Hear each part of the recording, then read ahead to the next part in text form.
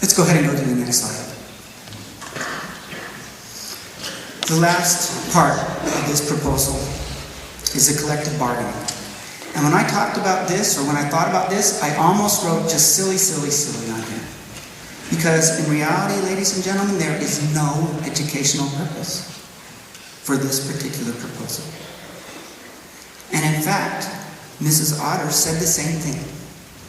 And the thing that I want you to realize, and this is something, again, a misnomer, Idaho teachers have never had tenure.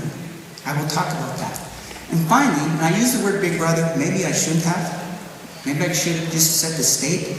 I want you to understand that the state, by doing this, by limiting what we can talk about in negotiations, is actually tying the hands of our superintendents. It's not only tying the hands of the union, okay? And then I want you to realize something. If I need legal advice, I go to a lawyer. If I need medical advice, I go to a doctor. Why is it that in this state, when we want advice about education, we completely ignore the teachers? They're the ones who know stuff. Okay? So let's can you go to the next slide?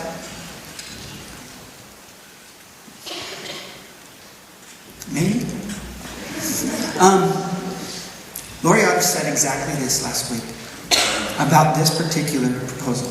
She said, this has nothing to do with students. It has everything to do with teachers. I don't think I need to say anything more. There is no educational purpose for this proposal. None at all. It is only a stab in the back of teachers. At least from my opinion, from my perspective. Okay? And then, tenure, go to the next slide. I want everyone to understand that teachers in Idaho do not have tenure. Teachers in Idaho have something called a continuing contract. That means that I know that if my program doesn't get cut, that means I'm going to have a job next year. That's what it means. If you're a teacher who's doing a bad job, it'll take about a year to get you fired. They will put you on an improvement plan. If you don't achieve your goals, they let you go. Under the new proposal, you will sign a year contract. And if you don't do your job, it'll take you a year to get fired. It's not going to change anything at all about how long it takes to get rid of a bad teacher. The only thing it will change is that if they want to do a reduction in force, they can let go of the experienced teachers who happen to cost the district more money and then they can keep the younger teachers who are less expensive. Now maybe that's a legitimate goal for a taxpayer. But if I have kids in the school system, I think I want the experienced teachers still there. Okay? And then go ahead and go to the next slide. I want to tell you, a couple years ago, our superintendent became concerned about teachers and students having contact on Facebook.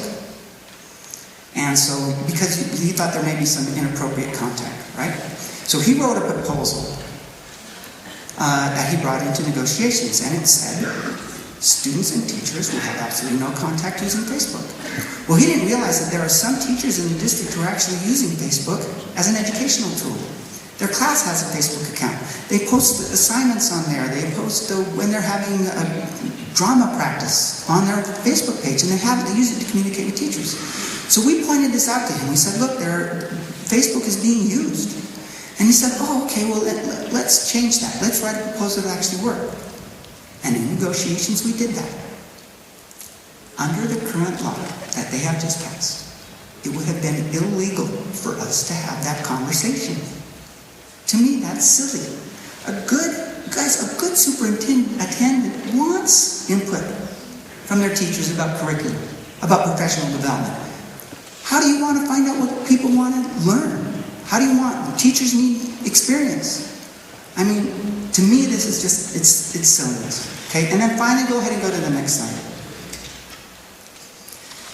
For some reason, in the state of Idaho, the teachers' union has a really bad reputation with a certain segment of our society.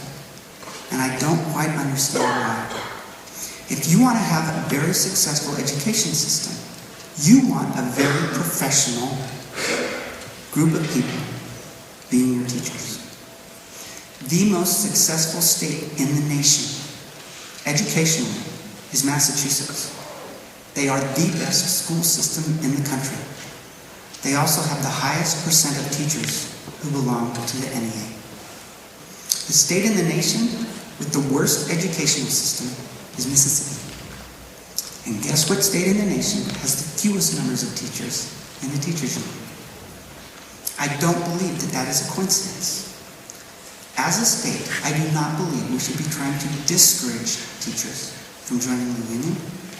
I think we should be trying to encourage teachers to join the union, because I think when you join the union, you are held at a higher standard. And that's exactly seems to be the evidence. Okay? And then finally, go to the last slide, and I'm sorry I've taken so long. This is my last slide. I want you to realize that as a teacher, and every teacher I know, we are not opposed to reform. We are just opposed to bad reform. We're not opposed to trying to improve the school system. We're just opposed to doing things that are going to make our school systems worse. Propositions 1, 2, and 3 are underfunded.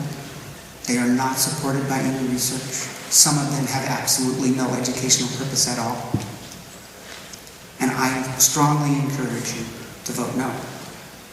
Now, I also want to say that I understand other people have different views.